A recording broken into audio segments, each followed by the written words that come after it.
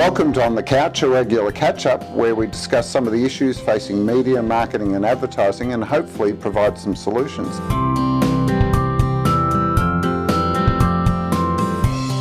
Today I'm joined by Mark Green, who's a co-founder and also the Chief Executive Officer of the Monkeys, but has also recently been appointed as Chair of the Communications Council. Welcome, Mark. Thank you, Darren. Good to be here. A lot on your plate, but especially because the Monkeys have had phenomenal growth in the last 12 years. So I'm wondering, what do you think are the drivers of that?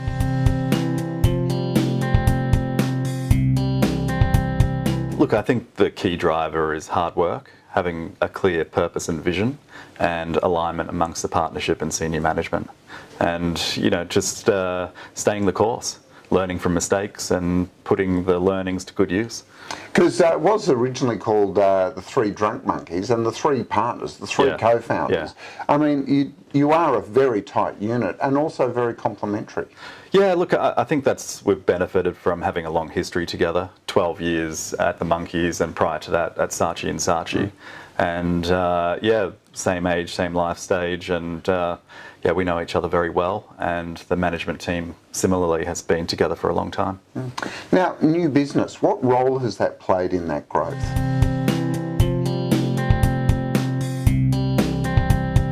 Look, new business is the engine of an agency, isn't it? You always you want to have a certain newness and freshness to the business that you're looking at over a course of a year.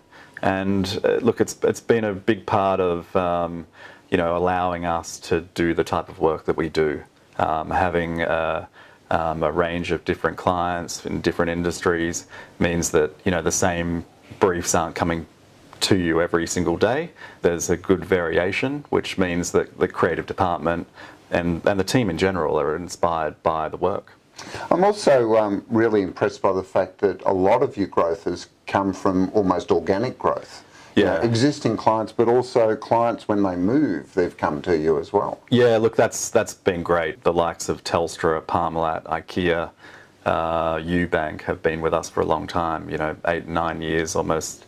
For every one of those pieces of business. And the clients that have been in those businesses have gone to other clients and brought us on the journey as well. So look, it's great when you can find like-minded people to do business. It's a privilege to be able to kind of work on brands like that. Because you've also done the hard yards. You've been on quite a few pitches over that time with us. Yeah. And obviously won quite a few pitches just generally. Is there anything that you would generally observe about the pitch process? Anything that do you think it's run well?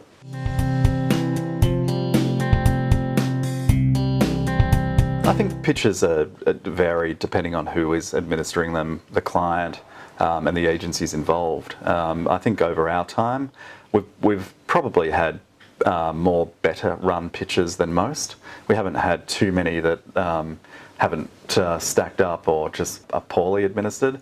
But I think there's usually if the objectives and the clarity around why the pitch is being done in the first place, there's good chemistry sessions, there's clarity around what the client wants the agency to do in response to a brief.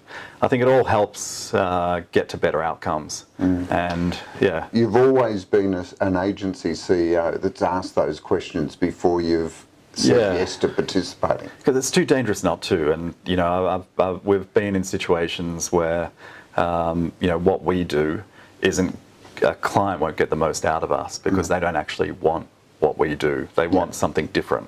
And that's okay. But it's good to know it up front rather than having, spend a lot of time and energy of your team and the people involved to get to understand that. So is there anything you'd recommend as a way of improving the pitch process overall?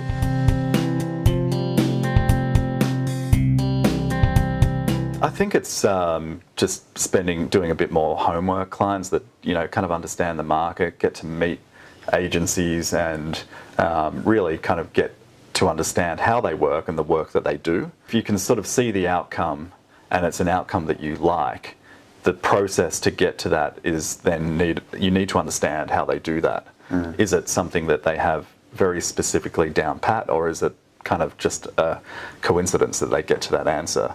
And I think the best agencies have kind of processes that allow them to be successful repeatedly. So I think the more time that clients spend to try and understand that, the better. And I think also being really clear as to what the outcome is going to be. Sometimes there's a pitch process that's undertaken and the client is unsure whether it is a agency of record situation, a project, or is it just to put the incumbent Which is just awful. Yeah, it is. It is. For everyone involved. Yeah, and that does happen though. So I think having good guidelines is useful. Not rules, but guidelines. Because I was going to say, we've seen the Drum do Ditch the Pitch. We've got the IPA have done the Good Pitch with ISBA. The US have got their rules of the road. I'm just wondering, in your role now with the Communications Council, is pitching on the agenda, or is this something that will be left to the market?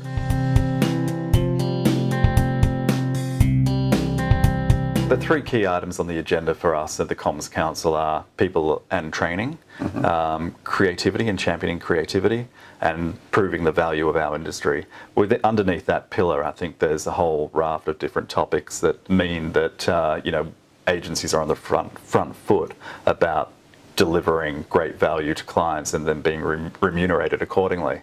Pitching is part of that, and I think the guidelines that a Comms Council can offer are probably the right type of approach. I don't think rules are useful because circumstances differ so broadly. But I think a set of guidelines that clients, that consultants, that agencies can at least understand, and procurement can understand, will be useful. So look, pitching is something that is talked about often, so it'll be part of some of the things that we look at as the Comms Council. Well, thanks for joining us on the couch. No worries, Darren. All good. And thank you for joining us on the couch. Make sure you subscribe to the YouTube channel and stay tuned for more On the Couch coming soon.